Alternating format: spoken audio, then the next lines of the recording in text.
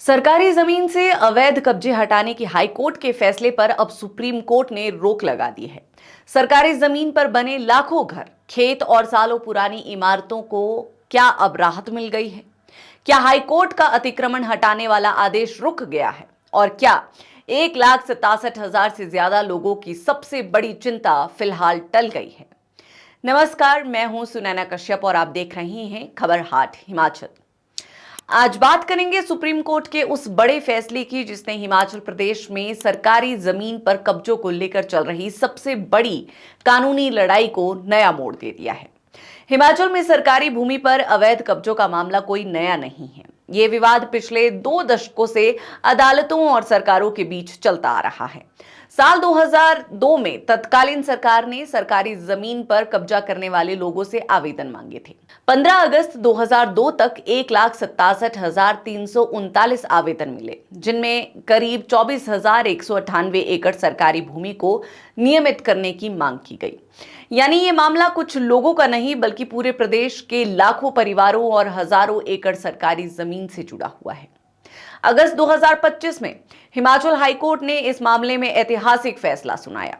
पूनम गुप्ता की जनहित याचिका पर सुनवाई करते हुए हाईकोर्ट ने सरकारी भूमि पर अवैध कब्जों को नियमित करने की नीति को रद्द कर दिया। कोर्ट ने कहा कि कानून तोड़कर सरकारी जमीन पर कब्जा करने वालों को बाद में वैध ठहराना संविधान और कानून दोनों की भावना के खिलाफ है। अदालत ने साफ कहा कि ऐसी नीतियां ईमानदारी से कानून का पालन करने वाले लोगों के साथ अन्याय करती है और अवैध कब्जों को बढ़ावा देती है। हाईकोर्ट ने अपने फैसले में हिमाचल प्रदेश भूमि राजस्व अधिनियम की धारा 163A को भी असंवैधानिक घोषित कर दिया। अदालत का कहना था कि इस धारा के जरिए सरकार ने अपने पास ऐसी शक्तियां ले ली थी जो मूल कानून में दी ही नहीं गई थी। इसीलिए ये प्रावधान संविधान के अनुच्छेद 14 यानी समानता के अधिकार के भी खिलाफ है। कोर्ट ने यह भी कहा कि सरकार को सरकारी भूमि से अतिक्रमण हटाने की कार्रवाई कानून के मुताबिक पूरी करनी चाहिए और 28 फरवरी 2026 तक इसे तार्किक निष्कर्ष तक पहुंचाने का प्रयास करना चाहिए। हाईकोर्ट के इस फैसले के बाद प्रदेश भर में हलचल मच गई थी।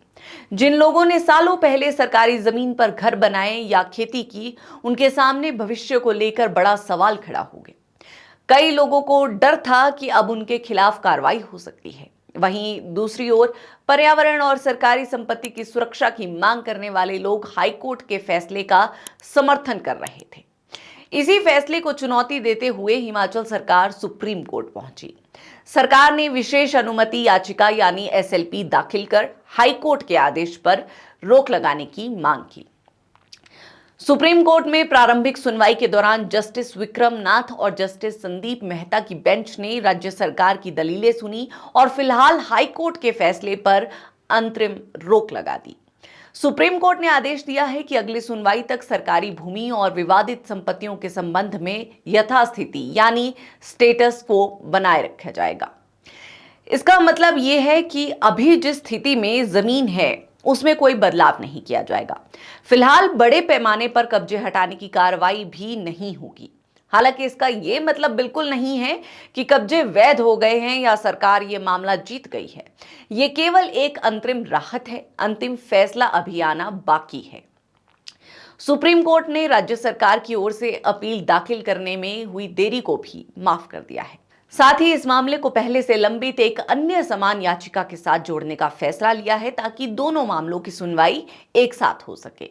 इससे साफ है कि सुप्रीम कोर्ट इस पूरे विवाद पर विस्तार से सुनवाई करेगा और उसके बाद ही अंतिम फैसला आएगा। अब इस फैसले के राजनीतिक मायने भी समझना जरूरी है। देखिए, हिमाचल में सरकारी जमीन पर बसे हजारों परिवार लंबे समय से नियमितीकरण की मांग कर रहे हैं। उनका कहना है कि वो दशकों से इन जमीनों पर काम कर रही हैं और उनके पास दूसरा कोई विकल्प भी नहीं है। वहीं दूसरी तरफ कई लोग मानते हैं कि सरकारी जमीन पर किसी भी तरह का अवैध कब्जा स्वीकार नहीं किया जाना चाहिए, क्योंकि इससे कानून का सम्मान खत्म होता है और भविष्य में नए अतिक्रमण को बढ़ावा मिलता है। यही वजह है कि ये मामला केवल कानूनी नहीं बल्कि सामाजिक और राजनीतिक रूप से भी बेहद संवेदनशील बन चुका है। अब सबकी नजर सुप्रीम कोर्ट की अंतिम सुनवाई पर होगी। अगर सुप्रीम कोर्ट हाई कोर्ट के फैसले को बरकरार रखता है तो सरकार को बड़े स्तर पर अतिक्रमण हटाने की कार्रवाई करनी पड़ सकती है।